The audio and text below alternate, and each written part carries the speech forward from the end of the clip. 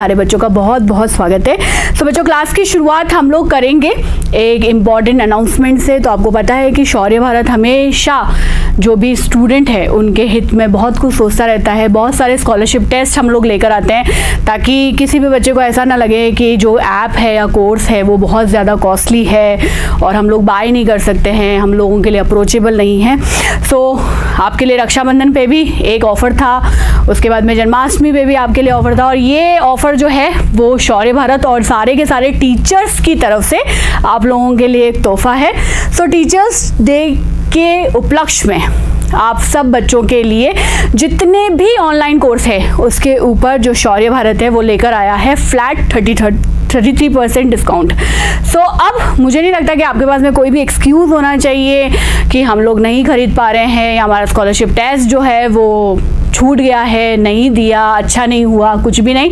सबको जो भी आप कोर्स खरीदते हैं, आप जीडी का खरीदें, सीडीएस का खरीदें, एनडीए का खरीदें, उसके ऊपर आपको पूरा का पूरा फ्लैट 33% डिस्काउंट मिल जाएगा। तो बच्चों आपको भी लेना है और अपने साथ साथ जो आप ही की तरह बच्चे हैं जो कि पढ़ना चाहते हैं और आगे बढ़ना चाहते हैं घर पे बैठ के कि नहीं हमको तैयारी तो पूरी की पूरी अपनी करनी है, उन तक भी ये इन्फॉर्मेशन ज़रूर पहुंचाइए ताकि आपकी क्लास के अंदर आपके दोस्तों की संख्या बढ़े और जब आप उनके साथ में मिलकर पढ़ें तो एक हेल्दी और कॉम्पिटिटिव एनवायरनमेंट जो है वो क्रिएट हो।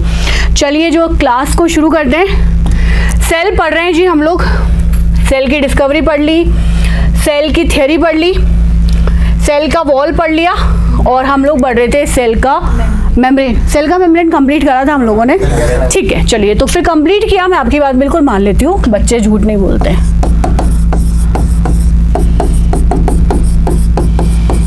ये कौन है? पढ़ लिया ना, बताएं जरा। और कुछ लोगों ने तो एक्चुअली में पढ़ा है, तो सभी बताएंगे। सिंगर और निकोलसन जो है वो कौन है? Wow, great discovery. हम लोगों ने बोला था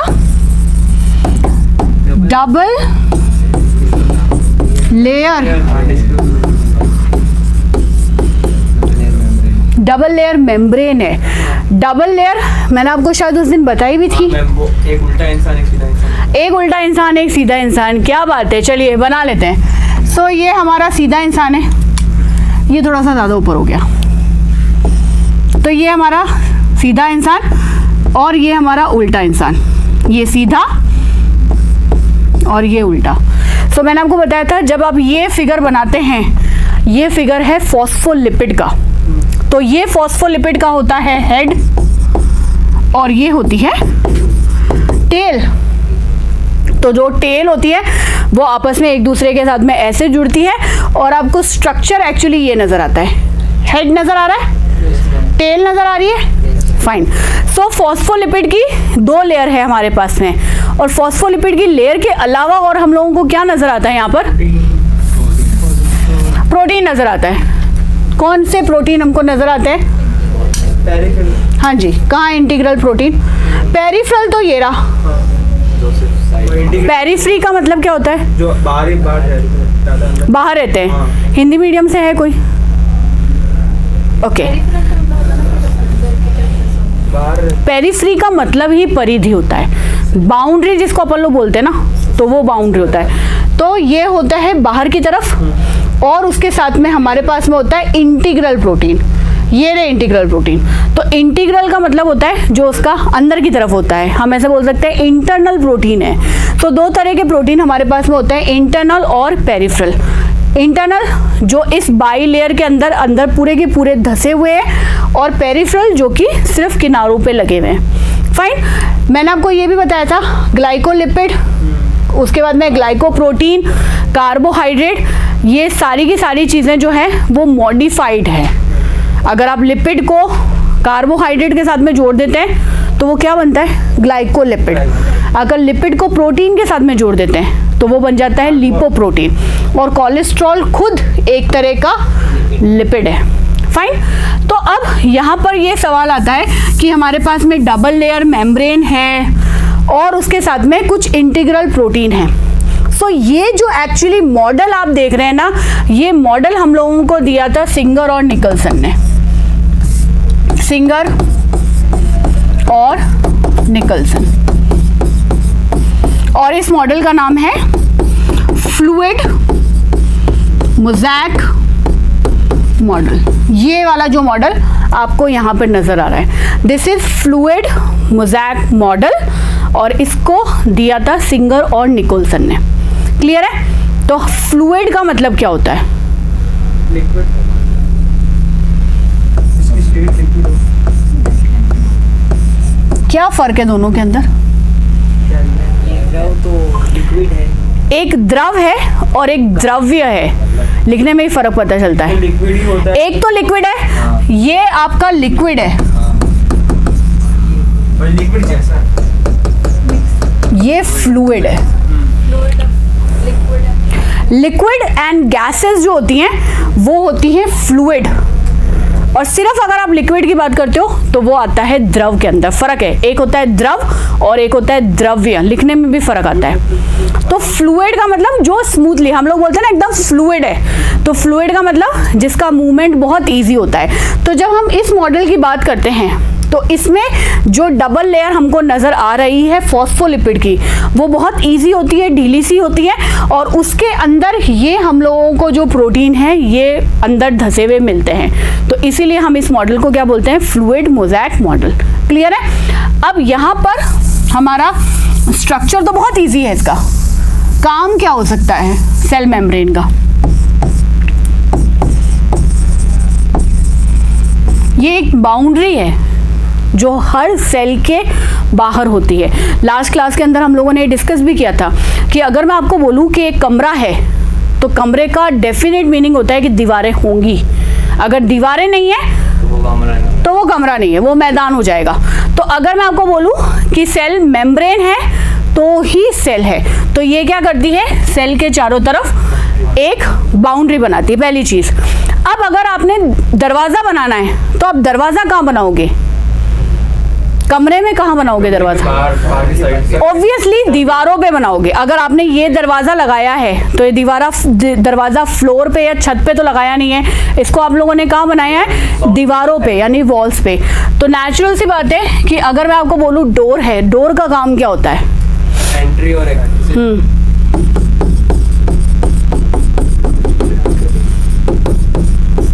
ट्रांसपोर्टेशन। कौन इस कमरे के अंदर आएगा और कौन इस कमरे से बाहर जाएगा, ये डिसाइड कौन करता है? ये दरवाज़ा। तो हमारी अगर ये एक सेल है और ये इसकी सेल मेम्ब्रेन है, तो कौन सा सब्सटेंस सेल के अंदर जाएगा और कौन सा इससे बाहर निकलेगा, ये रेगुलेट करने का काम कौन करती है? हमारी सेल मेम्ब्रेन। फाइन। और क्योंकि ये रेगुलेट करती है तो हम लोग इसको क्या बोलते हैं?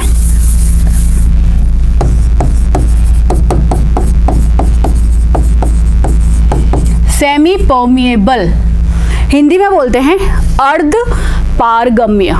परमिएबल का मतलब होता है जो किसी को भी आने जाने देती है, और अगर मैं उसके आगे सेमी लगा देती हूँ तो उसका मतलब क्या होता है? आधा या सेलेक्टिव एक्चुअली, या हम ऐसे बोलते हैं सेलेक्टिवली परमिएबल है, सेलेक्ट करती है।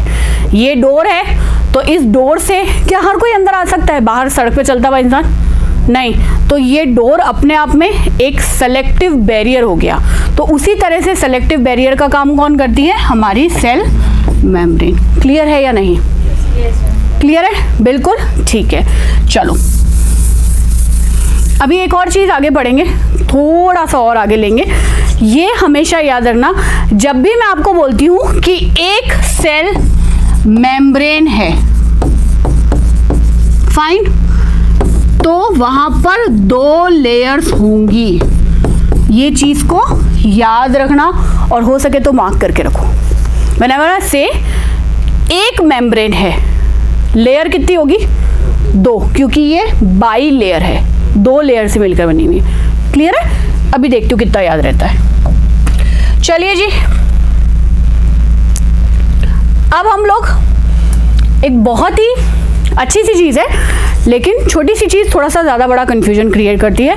वो है हमारा साइटोप्लाज्म और प्रोटोप्लाज्म।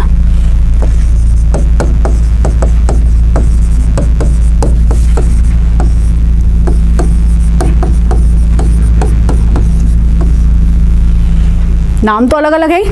अब हम लोग देखते हैं कि फ़र्क क्या है इनके अंदर। ये आपकी सेल है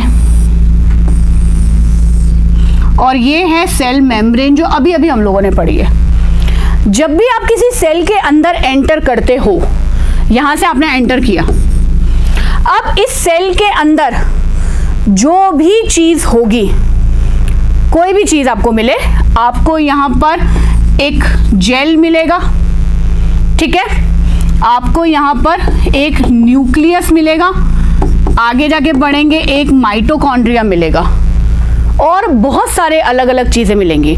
तो जैसे ही आप सेल के अंदर एंटर करते हो, इस सेल का जितना भी इंटरनल एनवायरनमेंट है, हम उस इंटरनल एनवायरनमेंट को बोलते हैं प्रोटोप्लाज्म। क्लियर है? जब आप इस कमरे के अंदर आए तो इस कमरे की हर एक चीज़, आप ये कैमरा, ये लैपटॉप, कंप्यूटर, हर एक चीज़ क्या कहलाएगी? प्रोटोप्लाज्म। मतलब इस कमरे का इंटरनल एनवायरनमेंट इस प्रोटोप्लाज्म। क्लियर है? प्रोटोप्लाज्म जो हमारे पास में टर्म है, ये हमको दिया पर्किंजे ने। किसने दिया? पर्किंजे ने दे दिया। और उन्होंने क्या बताया कि सेल का जो इंटरनल एनवायरनमेंट होता है वो कहलाता है प्रोटोप्लाज्म। क्लियर है? एक और महान वैज्ञानिक हुए जिनको हम कहते हैं हक्सले। हक्सले ने बोला कि अगर कोई भी लिविंग है, जिसके बारे में हम लोग बहुत ज़्यादा डिस्कस कर चुके हैं, लिविंग, जीवित, अगर कोई भी लिविंग है तो उसके लिए ज़रूरी क्या है? प्रोटोप्लाज्म। अगर प्रोटोप्लाज्म है तो वो जिंदा है, और अगर प्रोटोप्लाज्म नहीं है तो वो कुर्सी है या वो टेबल है, यानी कि नॉन लिविंग है। फाइन। तो हक्सले ने क्या बताया? फिजिकल बेसिस ऑफ लाइफ, वो क्या है? हमारा प्रोटोप्लाज्म। क्लियर हुई टर्म? तो एक जिन्होंने इसको डिस्कवर किया या इसका नामकरण किया, और दूसरे वो जिन्होंने ये बता दिया कि अगर प्रोटोप्लाज्म नहीं है तो जीवन भी नहीं है। ठीक, अब हम बढ़ते हैं साइटोप्लाज्म की तरफ।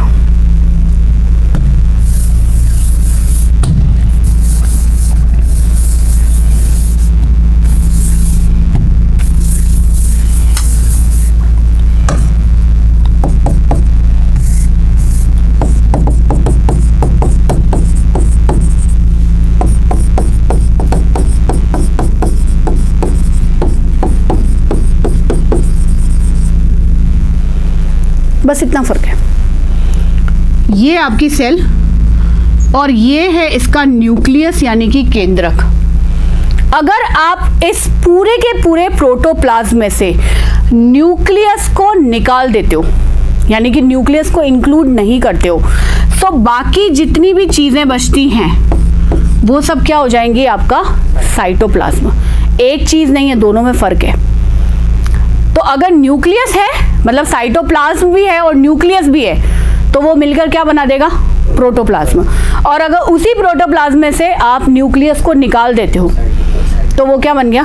साइटोप्लाज्म। बस इतनी सी बात है। और इस साइटोप्लाज्म को नाम दिया था स्ट्रासबर्गर ने। उन्होंने बताया कि साइटोप्लाज्म ऐसी जैसी कोई चीज़ होती है। तो एक है हमारा कोशिका द्रव्य और दूसरा है हमारा जीव द्रव्य। फर्क पता चला दोनों के अंदर? Protoplasm, cytoplasm. क्लियर है?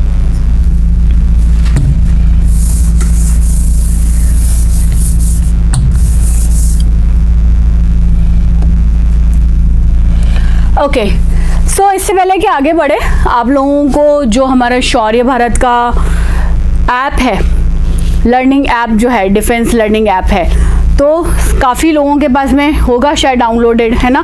तो कुछ इसके फीचर्स हैं जो लोगों को लगता है कि है ही नहीं या हम लोगों को समझ में नहीं आते। और मैं ऐसे नहीं कहती कि समझ में नहीं आते, इस्तेमाल नहीं करते। जैसे कौन सा फीचर हम लोग इस्तेमाल नहीं करते, मतलब आप लोग इस्तेमाल नहीं करते, वो है कौन सा नहीं करते? प्रैक्टिस टेस्ट, जो टीचर्स ने इतनी मेहनत करके बनाए हैं। तो ई बुक्स वो हम लोग पढ़ लेते हैं, पढ़नी भी चाहिए, ठीक है।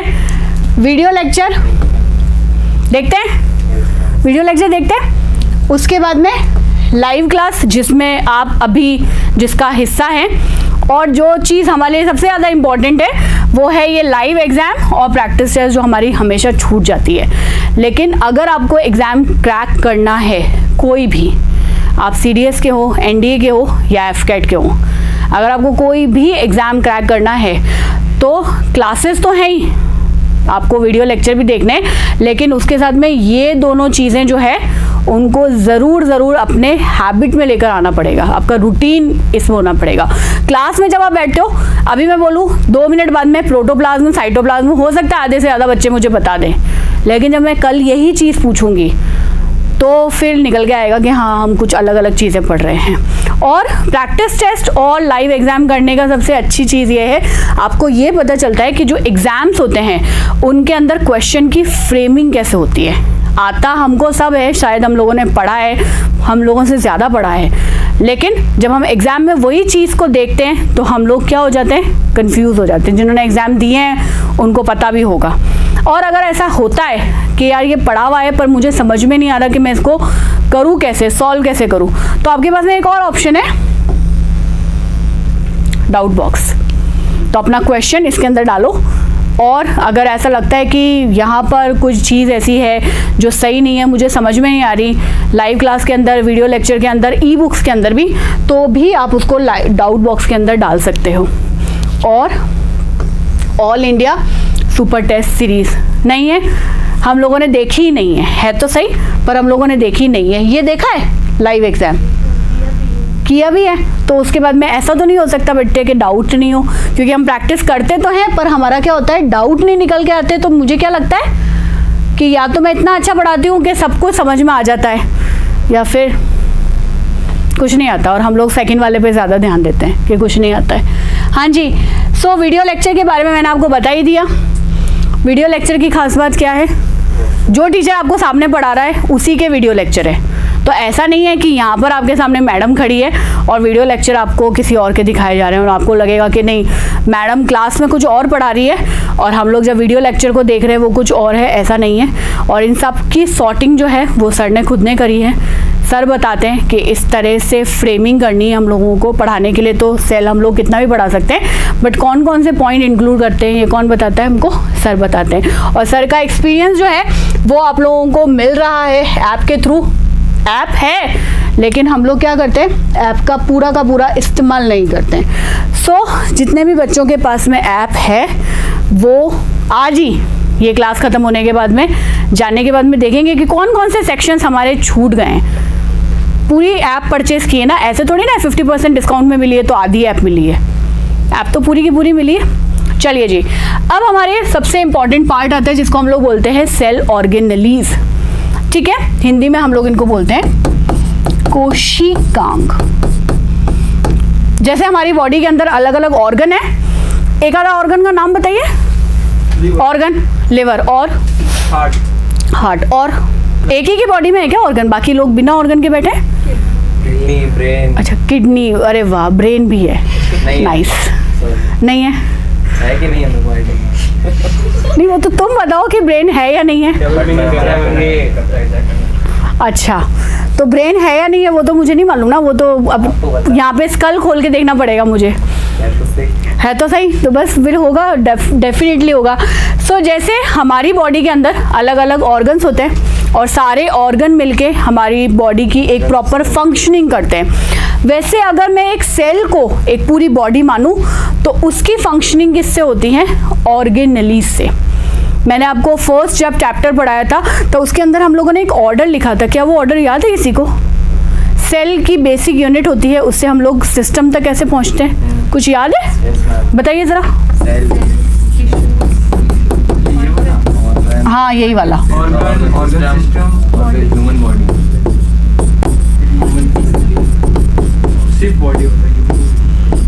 सिर्फ बॉडी, बिल्कुल सही है।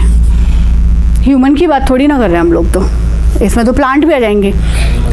तो ये सारे के सारे जो है हम लोग सेल को अगर एक बेसिक यूनिट मानते हैं, तो जैसे ऑर्गन्स अलग अलग काम करते हैं हमारी बॉडी के अंदर, हार्ट का अपना काम है, ब्रेन अगर है तो उसका एक अलग काम है, किडनी अलग काम करती हैं, वैसे ही इस सेल के अंदर अलग अलग ऑर्गेनलीज होती हैं। जैसे हम लोग हिंदी में उनको बोलते हैं कोशिकांग है, मतलब कोशिका के अंग है। सेल के ऑर्गन जिनको हम लोग बोलते हैं सेल ऑर्गेनलीज। इन सारे के सारे ऑर्गेनलीज को हम लोग 3 कैटेगरी के अंदर डिवाइड करते हैं। फाइन, और वो 3 कैटेगरी ये रही, दिख रही है? ठीक, तो हम लोगों ने इनको 3 कैटेगरी के अंदर कैसे डिवाइड किया है। एक वो सेल ऑर्गेनलीज जिनके चारों तरफ सिंगल मेम्ब्रेन है, एक ही मेम्ब्रेन है। एक वो ऑर्गेनलीज जिनके चारों तरफ डबल मेम्ब्रेन है, और तीसरी कैटेगरी वो जिनके चारों तरफ कोई मेम्ब्रेन नहीं है। सो single membrane bounded, double membrane bounded और नॉन मेम्ब्रेनस, या हम ऐसे बोलते हैं नॉन मेम्ब्रेन बाउंडेड।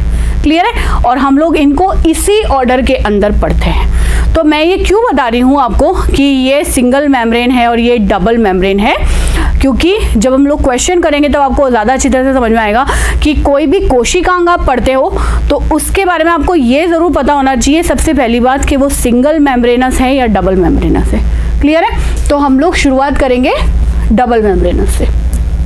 नाम लिख लिए?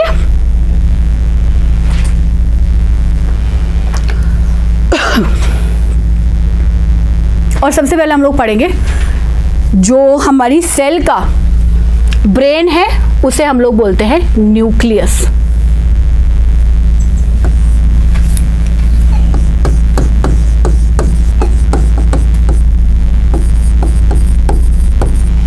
इसको सबसे पहले डिस्कवर किया था रॉबर्ट ब्राउन ने। किस तरह की मेम्ब्रेन है चारों तरफ?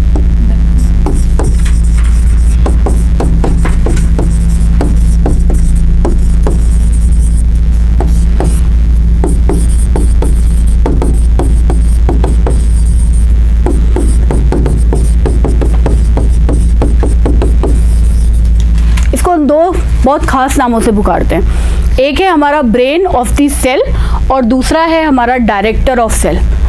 ठीक, तो ये दो इंपॉर्टेंट नाम इसको क्यों दिए गए होंगे? दिमाग बोल रहे हैं हम लोग कि कोशिका का अगर कोई दिमाग होता तो वो हमारा न्यूक्लियस है, और डायरेक्टर भी कौन है हमारी सेल का? वो है हमारा न्यूक्लियस। तो क्यों कहा हो गया होगा इसको ऐसा? ऑर्गेनली को कंट्रोल करते हैं। ऑर्गेनली को सेल्स के अंदर जो होते हैं पार्ट्स,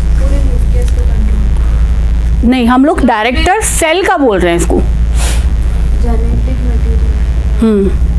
पहली चीज इसके अंदर होता है हमारा जेनेटिक मटेरियल। हमारा जेनेटिक मटेरियल जो होता है वो हमारी सेल के अंदर होता है, और हमारी सेल के अंदर भी वो कहाँ पर होता है? हमारे न्यूक्लियस के अंदर। फाइन, अब यही न्यूक्लियस हम लोगों ने सेल थ्योरी पढ़ी है कि जो पहले वाली एक सेल है, ये एक सेल डिवाइड होगी, ये 2 सेल बनाएगी, तो इसका जो जेनेटिक मटेरियल है वो इन दोनों सेल्स में भी जाएगा। तो सेल डिवाइड होती है, उनका जेनेटिक मटेरियल डिवाइड होता है, और इसी की वजह से जो हेरिडिटी है, जिसे आप लोग बोलते हो आनुवांशिकता होती है, वो इसी के कारण होती है। सो ये रिस्पॉन्सिबल है हमारी हेरिडिटी के लिए। हेरिडिटी क्या होती है? आनुवांशिकता।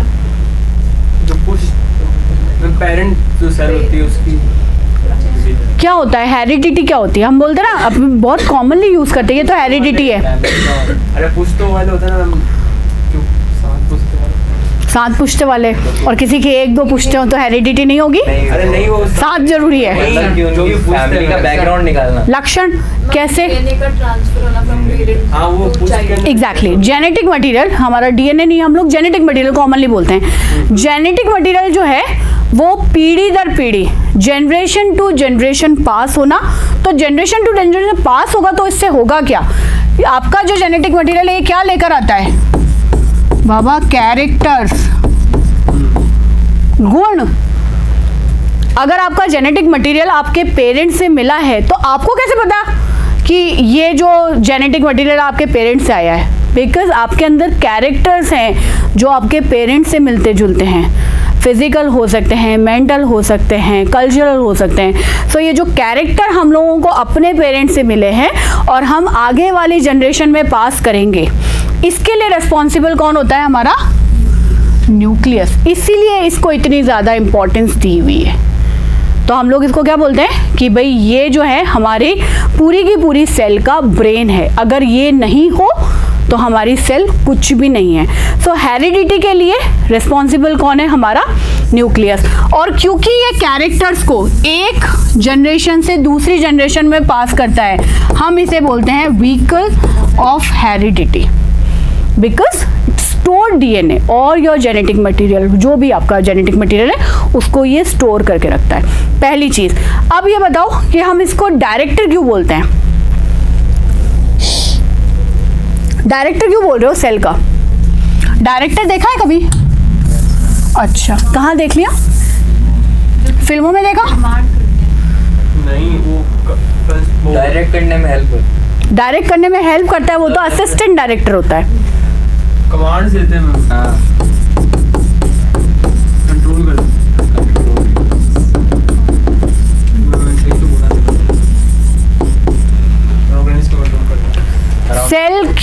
सेल की सारी एक्टिविटी को, सेल के जितने भी ऑर्गेनेलीज हम लोग आगे जाके पढ़ेंगे, उन सबको कंट्रोल या रेगुलेट कौन करता है? ये न्यूक्लियस। आपको मैं बोल रही हूँ बेटा ब्रेन है, तो जब मैं आपको बोल रही हूँ आपके ब्रेन है, आपकी बॉडी के अंदर बाकी फंक्शन को कौन कंट्रोल करता है? आपका ब्रेन। तो जब ये सेल का ब्रेन है तो ये क्या करेगा? सेल की सारी एक्टिविटीज को क्या करेगा? कंट्रोल करेगा। तो दो बहुत इंपॉर्टेंट चीजें हैं। एक, डायरेक्टर ब्रेन इसलिए है क्योंकि कंट्रोल करता है, रेगुलेट करता है, डायरेक्ट करता है, जो भी अच्छा लगे। और व्हीकल ऑफ हेरिडिटी इसलिए है क्योंकि इसी की वजह से जो कैरेक्टर्स होते हैं वो क्या होते हैं? एक जनरेशन से दूसरे जनरेशन में पास होते हैं। क्लियर है? कॉन्सेप्ट क्लियर है? अब स्ट्रक्चर की बात कर लेते हैं।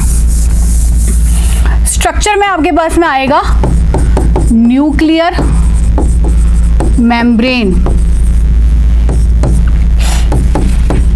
न्यूक्लियो प्लाज्म, क्रोमेटिन फाइबर्स और न्यूक्लियोलस। चार कंपोनेंट एक न्यूक्लियस के। सबसे बाहर आपको जो दिख रहा है वो है आपका न्यूक्लियर मेम्ब्रेन। रेड कलर की नजर आ रही है? और ये नजर आ रहा होगा कि डबल है, डबल नजर आ रही है, डबल मेम्ब्रेन है। एक ऐसे है, फिर ये ऐसे है, बीच में पोर है, तो ये इस तरह की है, डबल मेम्ब्रेनस स्ट्रक्चर है। उसके बाद में ग्रीन कलर का जो मटेरियल आपको दिख रहा है दैट इज न्यूक्लियोप्लाज्म। जैसे साइटोप्लाज्म है वैसे न्यूक्लियस का अपना खुद का एक जेल लाइक सब्सटेंस है जिसे हम लोग बोलते हैं न्यूक्लियोप्लाज्म। ये रहा न्यूक्लियोप्लाज्म। फाइन। इसके अलावा थ्रेड दिख रहे हैं, दैट्स योर जेनेटिक मटेरियल, जिसे हम लोग बोलते हैं क्रोमेटिन फाइबर। आप चाहो तो इसके आगे जेनेटिक मटेरियल लिख सकते हो। फाइन। हम लोग इसको डीएनए नहीं बोल के क्रोमेटिन फाइबर क्यों बोल रहे हो? जब हम लोग डीएनए पढ़ेंगे तब अच्छी तरह से समझ में आ जाएगा। और उसके बाद में सेंटर में एक बॉडी दिख रही है, ये वाली, इसे हम लोग बोलते हैं न्यूक्लियोलस। लिखा? तो अभी हाल फिलहाल आप न्यूक्लियोलस को लिखेंगे। न्यूक्लियोलस को खोजा था फोंटाना ने, फोंटाना ने। और इसका काम होता है राइबोसोम की असेंबली। असेंबली का मतलब क्या होता है? आप करवाते हो ना, कंप्यूटर असेंबल करवाया हम लोगों ने। क्या किया? असेंबल करवाते हैं जब पार्ट्स को लेकर जोड़ते हैं। सो यहाँ पर हमारे पास में दो पार्ट होते हैं, आरएनए और इसके साथ में होता है एक प्रोटीन। इन दोनों को जोड़कर हम लोग बनाते हैं राइबोसोम। और ये राइबोसोम कहाँ बनते हैं? हमारे न्यूक्लियोलस में। क्लियर? क्योंकि न्यूक्लियोलस के अंदर हमारे राइबोसोम बनते हैं हम लोग न्यूक्लियस को बोलते हैं राइबोसोम प्रोडक्शन, या आप सीधा भी लिख सकते हो फैक्ट्री। गुड। काम न्यूक्लियस के मैंने बता ही दिए। ये याद रखना डबल मेम्ब्रेनस होता है। बढ़े आगे।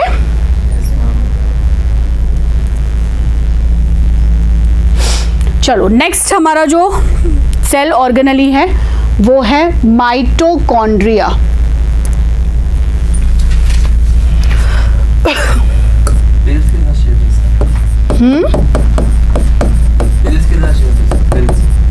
बेल्स की तरह, कैप्सूल की तरह। हाँ वही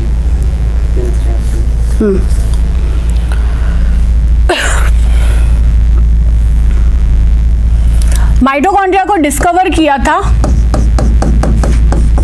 कॉलिकर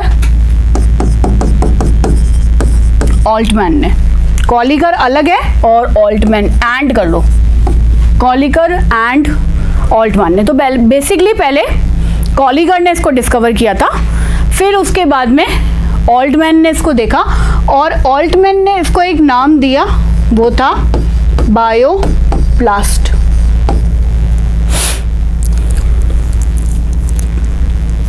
बायोप्लास्ट, बायोप्लास्ट। तो बायोप्लास्ट ऑल्टमैन ने बताया। फाइन। तो अभी जो हमारे पास में टर्म है माइटोकॉन्ड्रिया, ये माइटोकॉन्ड्रिया किसने दिया? कॉलिकर ने नहीं दिया, बेंडा ने। बेंडा ने हमको दिया माइटोकॉन्ड्रिया।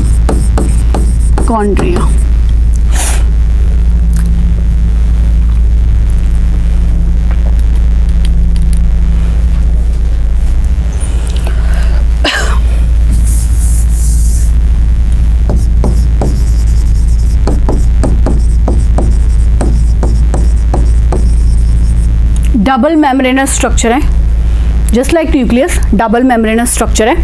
ठीक है। अगर मैं स्ट्रक्चर की बात करूं तो बहुत सिंपल तीन चीज़ें आपको याद रखनी है। पहला, आउटर मेम्ब्रेन नज़र आ रही है, ये आउटर मेम्ब्रेन। सो अगर मैं इसको ऐसे बनाऊं तो ये आउटर मेम्ब्रेन है। उसके बाद में इनर मेम्ब्रेन जो है वो क्या करती है, ऐसे फोल्ड हो जाती है। दिख रहे हैं ये पूरे के पूरे ऐसे फोल्ड हो गई है।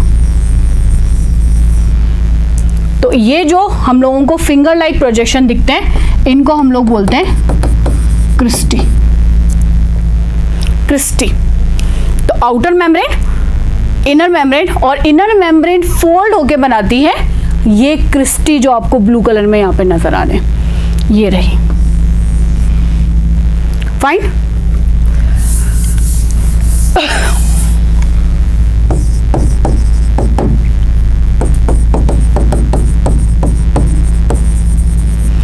ये एक सेमी ऑटोनॉमस ऑर्गेनली है। सेमी ऑटोनॉमस, ऑटोनॉमस वो होता है जो खुद गवर्न होता है, मतलब किसी के भरोसे नहीं चलता है, जो खुद अपने लिए सब चीज़ें करता है। अब हम लोगों ने वापस इसके आगे क्या लगा दिया, सेमी।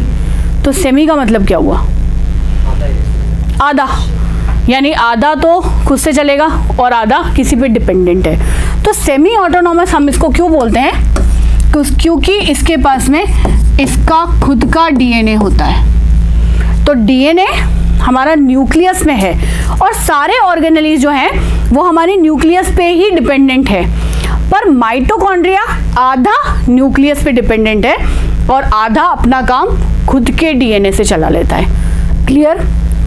खुद के डीएनए के अलावा इसके पास में होते हैं 70S राइबोसोम। 70S क्या है, जब हम लोग राइबोसोम पढ़ेंगे तब हम लोगों को ज़्यादा अच्छी तरह से समझ में आएगा। हाल फिलहाल सिर्फ इतना लिख लीजिए कि 70S टाइप के राइबोसोम जो है माइटोकॉन्ड्रिया के अंदर पाए जाते हैं। क्लियर।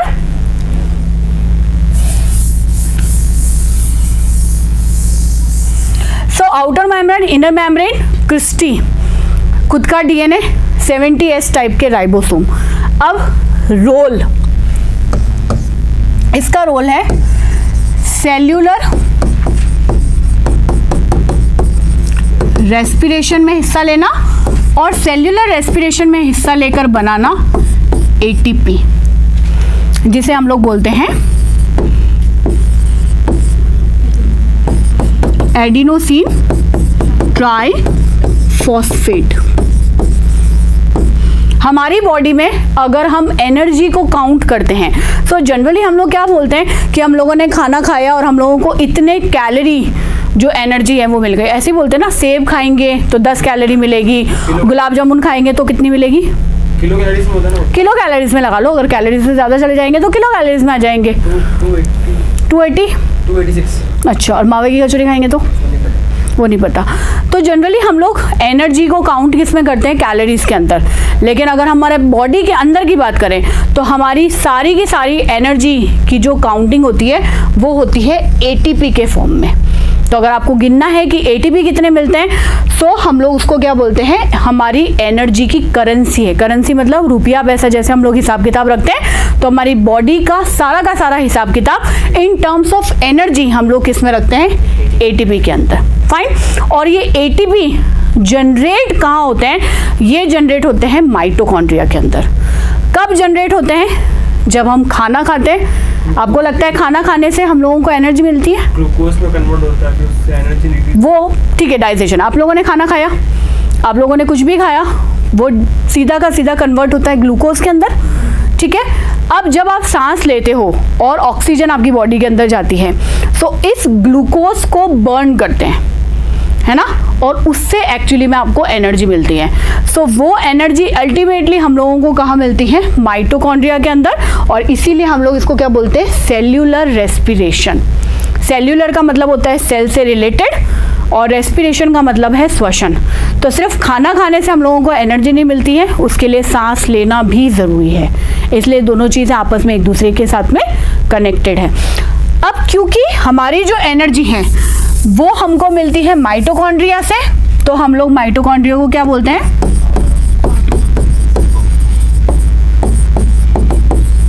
सेल। सेल को एनर्जी मिलेगी, power house of cell.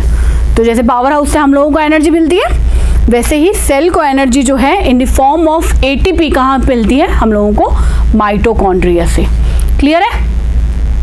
Mitochondria की मेम्ब्रेन डबल मेम्ब्रेन है ना, याद रखना। थर्ड, हमारे पास में जो डबल मेम्ब्रेनस स्ट्रक्चर है, एक हो गया न्यूक्लियस, दूसरा हो गया हमारा माइटोकॉन्ड्रिया। तीसरा जो स्ट्रक्चर आता है वो आता है हमारे पास में प्लास्टिड्स। प्लास्टिड की खास बात ये होती है कि सिर्फ और सिर्फ प्लांट सेल के अंदर पाए जाते हैं। अगर एनिमल सेल की मैं बात करूं तो एनिमल सेल के अंदर ये प्लास्टिड जो होते हैं वो टोटली एब्सेंट होते हैं। फाइन। अब ये जो प्लास्टिड है ये 3 तरह के होते हैं। एक जो हम लोगों ने बहुत कॉमनली सुना हुआ है क्लोरोप्लास्ट, सब लोगों ने पढ़ा होता है तकरीबन। दूसरा होता है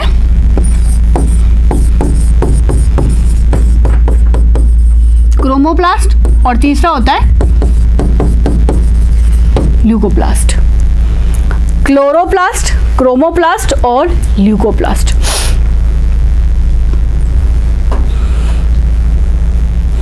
क्लोरोप्लास्ट कहाँ सुना है हम लोगों ने?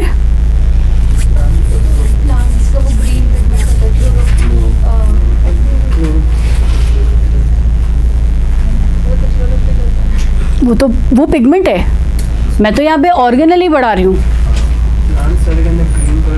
मतलब जिसमें क्लोरोफिल होता है वो सेल ऑर्गेनली हमारा क्लोरोप्लास्ट है। तो क्लोरोप्लास्ट के अंदर क्या होता है? क्लोरोफिल है क्या यहाँ पे कहीं? ये रहा, इसको खत्म करते हैं। तो हमारे पास में प्लास्टिड 3 तरह के हैं, क्रोमो, क्लोरो और ल्यूको। क्लोरोप्लास्ट जैसा आपको दिखने में भी नजर आ रहा है यहाँ पर, हम लोग आगे जाके पढ़ेंगे भी इसको, क्योंकि इसके अंदर क्लोरोफिल होता है और क्लोरोफिल खुद ग्रीन कलर का पिगमेंट है, इसलिए हमेशा क्लोरोप्लास्ट हमको कैसा नजर आता है? ग्रीन। तो आपको जो पेड़ पौधे हरे नजर आते हैं वो इसलिए नजर आते हैं क्योंकि उनके अंदर होता है क्लोरोप्लास्ट। फाइन। लेकिन क्या पेड़ पौधे सिर्फ हरे होते हैं? नहीं। और भी कलर हो सकता है? बिल्कुल। कैसे कलर हो सकता है? पिंक, रेड, बिल्कुल। किस किस का कलर हो सकता है? फ्लावर्स का और फ्रूट्स का। तो ग्रीन के अलावा जो भी कलर आपको दिखने के लिए मिलता है प्लांट के अंदर, एनिमल मत ढूंढना, प्लांट के अंदर ग्रीन के अलावा जो भी आपको कलर देखने को मिलता है वो होता है बिकॉज ऑफ क्रोमोप्लास्ट। क्रोमो या क्रोमा का मतलब होता है कलर्ड। जो भी चीज़ रंगीन होगी उसे हम लोग बोलेंगे क्रोमो या फिर क्रोमा। तो अगर आपको फूल नज़र आते हैं कलर्ड, या फिर आप ऐसे बोलते हो फल नज़र आते हैं, तो ये फूल और फल जो है वो हमेशा किसकी वजह से आपको कलर्ड नज़र आते हैं? क्रोमोप्लास्ट की वजह से। इसमें भी पिगमेंट होते हैं, कौन से पिगमेंट होते हैं वो पढ़ेंगे।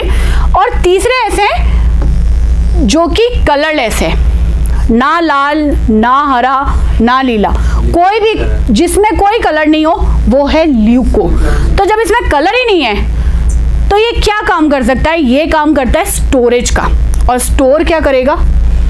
अगर शुगर कार्बोहाइड्रेट को स्टोर करेगा तो हम लोग इसको बोलते हैं एमाइलोप्लास्ट, ठीक है। अगर फैट को स्टोर करेगा तो हम लोग बोलते हैं इलायोप्लास्ट, और अगर प्रोटीन को स्टोर करेगा प्रोटीनोप्लास्ट। तो एक जिनकी वजह से फोटोसिंथेसिस होता है, दूसरा वो जिसकी वजह से हमें कलर नजर आता है, और तीसरा वो जो कि स्टोर करता है। फाइन। तो एक फूल के अंदर है, एक पत्ती के अंदर है। अब मुझे सिर्फ ये बता दो ल्यूकोप्लास्ट प्लांट में कहाँ कहाँ हो सकता है, फिर क्लास को खत्म करते हैं। ल्यूकोप्लास्ट स्टोर करना है ना अपने को कुछ ना कुछ। सर ट्रंक या रूट्स में होगा? बताओ, प्लांट का कोई ऐसा पार्ट है जिसमें आपको लगता है कुछ ना कुछ तो स्टोर हुआ है? लीफ में तो अपना वो है, कुछ भी ऐसा जहाँ पे स्टोरेज आता है। आलू देखा है?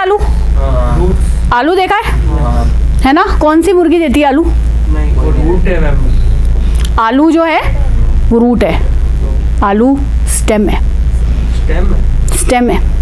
तो ये जो आलू आप खाते हो, कोई भी फ्रूट आप खाते हो, सब्जी आप खाते हो, ऐसी कोई भी चीज़ जो कि आपको प्लांट से मिलती है और जो खाने लायक होती है, आप क्यों खा रहे हो उसको? मत खाओ। आलू खाने से क्या मिलता है हम लोगों को? स्टार्च। तो आलू के अंदर क्या होगा? बीन्स खाते हो? बीन्स, किडनी बीन्स, राजमा जिनको हम लोग बोलते हैं, चवला खाते हैं हम लोग, सीड्स खाते हैं क्योंकि उनके अंदर प्रोटीन होता है। ऐसी कोई सीड जिससे तेल निकाला जाता है? मूंगफली, सोयाबीन, अलसी, सनफ्लावर के बीज। तो ये स्टोरेज का काम करेंगे। तो जो भी चीज स्टोर के रूप में आप खाते हो ना, कि हम लोगों को ये खाएंगे तो फैट मिलेगा, प्रोटीन मिलेगा, प्लांट बेस्ड, उनके अंदर क्या होता है? ल्यूकोप्लास्ट। बाकी इस चीज़ को कल कंटिन्यू करेंगे। कल मिलते हैं, तब तक के लिए जय हिंद, जय भारत।